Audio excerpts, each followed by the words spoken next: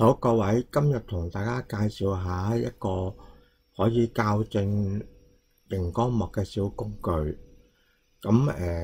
以往咧做熒幕校正咧，咁我哋會用一啲叫灰階嘅巴嚟參考嗰個灰度嘅變化嚟調整呢個熒光幕嘅顏色嘅。咁其中咧仲有啲係顏色嘅樣板嘅 reference card 啦，咁都係 for 俾你一路參考住個顏色嚟校嘅。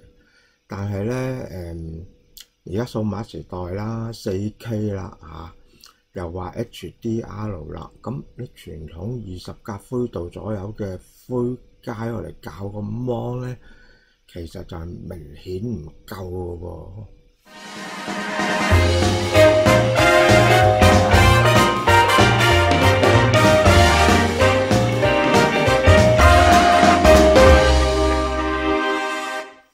嗱，咁咧除咗頭先講嘅灰階嘅或者顏色嘅 reference 嚟做一個參考之外咧，咁咧仲有一啲叫做電子嘅熒幕色彩校正器嘅，但係呢啲咧就由1000蚊左右啊，至到幾千蚊或者再貴啲都有嘅。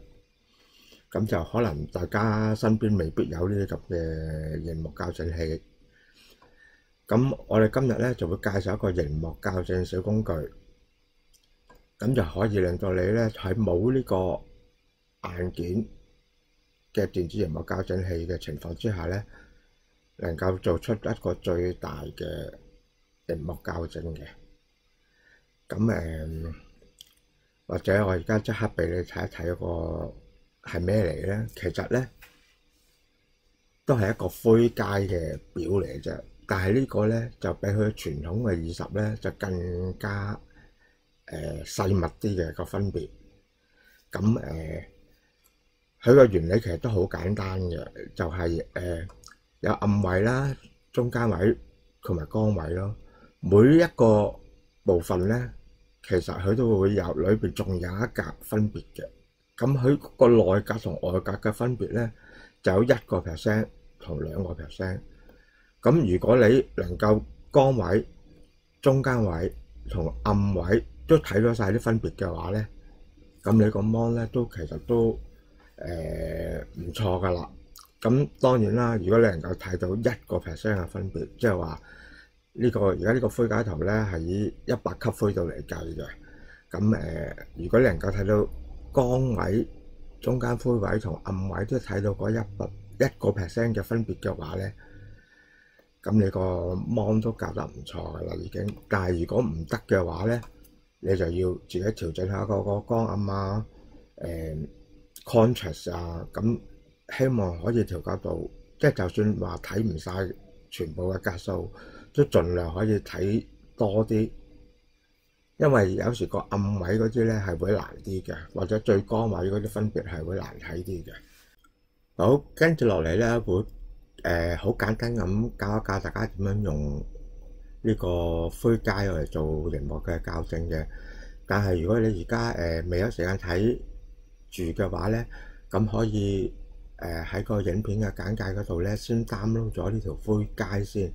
咁呢條灰階你可以用你慣用嘅程式嚟開咗出嚟，咁希望你可以睇到晒咁多個分別啦。但係唔睇唔使唔緊要嘅，嘗試下自己調校下，或者再翻嚟睇翻我哋嘅簡單介紹你點樣用嘅都得嘅。咁好啦，咁趕時間嘅朋友可以自己 download 咗先。係啊，如果大家覺得呢啲咁嘅小工具會對大家有幫助啊，或者嚟緊我哋會介紹好多關於執相啊、人像攝影啊相關嘅題目嘅，特別係有啲咩優惠啊，或者有啲咩免費嘅 plugin 啊、插件啊咁樣。咁如果大家對呢啲有興趣嘅，又唔想錯過嘅話，記住訂閱我哋嘅 channel 啊，咁啊撳一撳右下角呢個訂閱嘅掣就可以㗎啦。好，咁而家即刻講一講，即係好簡單講一講點樣用啦？第一，你一定要 download 咗嗰個原本嗰個 TIFF file 落嚟，因為而家你網見到呢個咧，電影片度見到呢個咧，因為經過壓縮咧，即係佢個裏邊嘅 data 咧已經損壞咗㗎啦。咁其實個 data 係即係有可能已經唔準㗎啦，咁就唔好用呢個嚟做標準。你一定要喺個影片下邊個連結嗰度咧 download 翻嗰個 TIFF file original 嗰個，你就唔好揾啲 software save 佢喎，因為個 file 已經喺 Photoshop 度 check 過晒每一個格嗰個數值都啱嘅。咁你如果再 save 佢咧，你有啲咩指數如果入錯咗咧，佢又會個 data 錯嘅。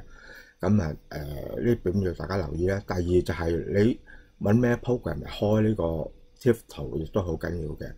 咁我試過喺 Windows 度咧就咁開都睇得到嘅。咁啊 Photoshop 咪更好啦。咁如果你 Mac 嘅，咁你用翻 Mac 嗰啲工具嚟開咯。咁但係如果你睇唔晒又有懷疑嘅話咧，最好都揾翻 Photoshop 嚟睇。咁我嚟嗱，而家先睇翻呢個表啊。咁其實喺光位嗰度咧就係0至10啦，但係每一格裏邊咧都仲有一個2% 深啲嘅位嘅。咁1% 上面嗰邊咧就每個格裏邊有1% 深啲嘅位嘅。咁如果呢個芒係能夠睇到晒個光位嘅中間嗰格嘅分別嘅話咧，咁啊呢個光位合格啦。咁啊跟住就係搣通啦，搣通一樣啦。咁如果你能夠睇到晒咁多格嘅分別嘅話，呢個下邊呢行2% 嘅，呢行1% 嘅。咁如果你能夠睇到1% 嘅分別全部睇到晒嘅，咁都非常好嘅啦。跟住暗位又係啦，2% 嘅分別，1% 嘅分別，你要全部睇到晒中間嗰個格嘅分別。咁特別呢個1% 嗰度咧，如果你有時暗位同光位咧，你就得暗就就唔到光，就得光就就唔到暗，所以呢個會比較難嘅。咁所以咧，你調校個最光同個最暗位嗰時就好簡單嘅啫。即係你見到僅可見到少少分別就夠㗎啦，唔使話好明顯嘅分別。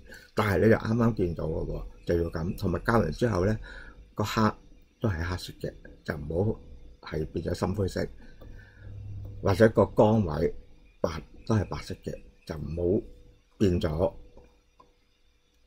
係灰色。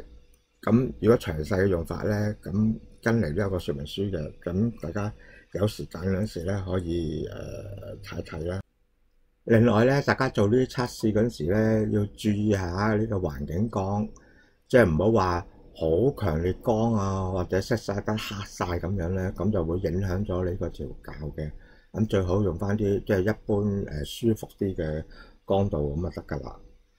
咁咧講翻呢個表嗰個佢個優點咧就係簡單啦，唔使用 hardware 啦。但係佢都一樣有缺點嘅。佢個缺點就係話，如果呢個芒咧佢唔係一個好平直線性嘅偏差嗰時咧，咁就係校唔到嘅。咩個唔係好平直線性嘅偏差咧？即係話我搣通，我可能就正常，但係我光位咧就已經光好多嘅。咁啊，可能暗位咧我又暗好多喎。咁咧，如果佢嗰個偏誤個曲線咧唔係好平直嘅話咧，因為佢個校光暗嗰啲同埋校 contrast 嗰啲都係整體咁校噶嘛。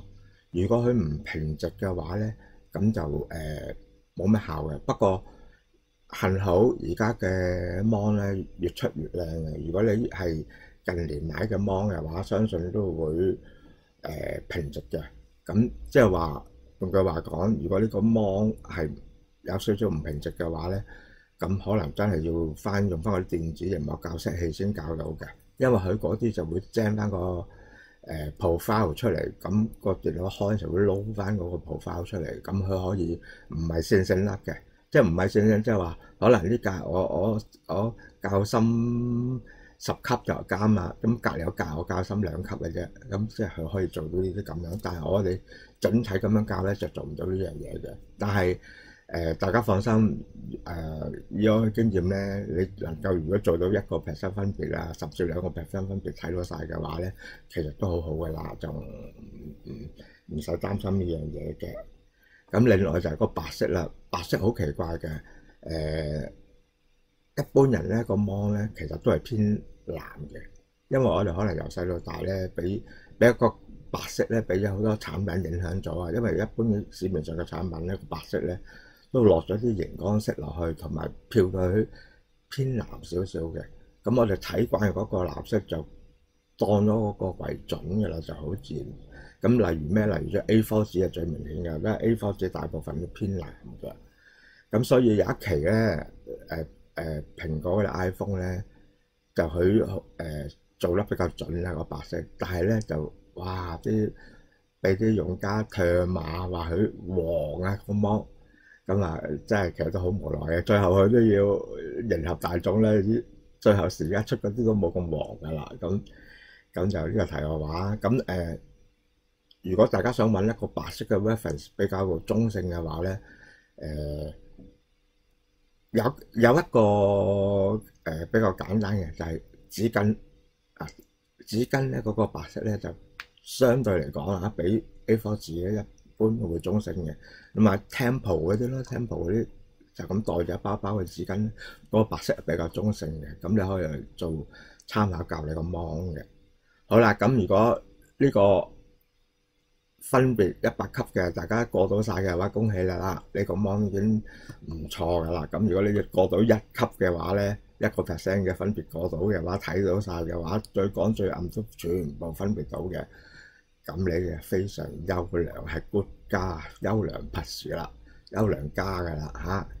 咁但係唔緊要嘅，如果2% 睇到嘅話咧，先睇到嘅話都一般，都唔係好差。其實一般嘅芒都係咁樣嘅啫，所以好奇怪啊！做完呢個表出嚟之後咧，一般嘅芒同系統話8 bit 噶嘛，26 color啊嘛，其實原來一般嘅顯示係即係未必做到喎，真係。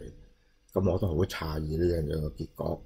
咁但係唔緊要，因為有啲芒咧係真係唔係好平直嘅，咁你冇辦法教到，都冇辦法啦。咁盡量教啦，盡量睇得多格到。就你睇得多格數啲咪好啲咯。咁即係大家心裏有數啦呢樣嘢。咁我嚟衡量翻你自個芒嘅質素啦。咁好啦，如果你呢個過到嘅話咧，如果你真係想挑戰難度嘅話咧，我仲做多咗個咧，就係255級灰度嘅，即係 RGB 8 bit color 有255級嘅灰度嘅可以做到。咁呢啲咧，你真係未必會分到嘅。咁同埋真係可能要呢啲咁要求高咧，要 Photoshop 開先會睇得比較準嘅。咁但係呢個大家個參考下啦，個用法同頭先我一樣嘅。咁我就喺 Photoshop 度咧，就係僅可以全部分到晒嘅。咁我都好開心。我用嘅係 LG 嘅芒嚟嘅。咁唔係話啲咩特別貴嘅芒，係啲普通嘅，即係中級嘅芒啦 LG 嘅。咁因為呢個係255級灰度啦嘅，呢個255/1啦嘅分別啦，255/2嘅分別同埋255/3嘅分別。如果你即係做得到3嘅咧，咁已經好好嘅啦。咁你做到1就更好咯。咁呢個真係俾大家參考埋啫，呢個係會難啲嘅。咁或者大家做完之後可以做到幾多級嘅結果睇到，咁可以留言俾我，話俾我聽啦。或者你覺得有咩問題都可以問我嘅。好啦，今日簡單介紹到呢度先。嚟緊我哋會有呢個芒調色就唔使硬件嘅 Part 2嘅嚇，大家密切留意。同埋有啲其他嘅program 介紹啊、執相程式啊、人像攝影相關嘅題目都會講嘅。咁大家有興趣呢方面嘅可以訂閱埋我哋嘅 channel 啦。好，今日講到呢度先。咁希望大家滿意啦。拜拜。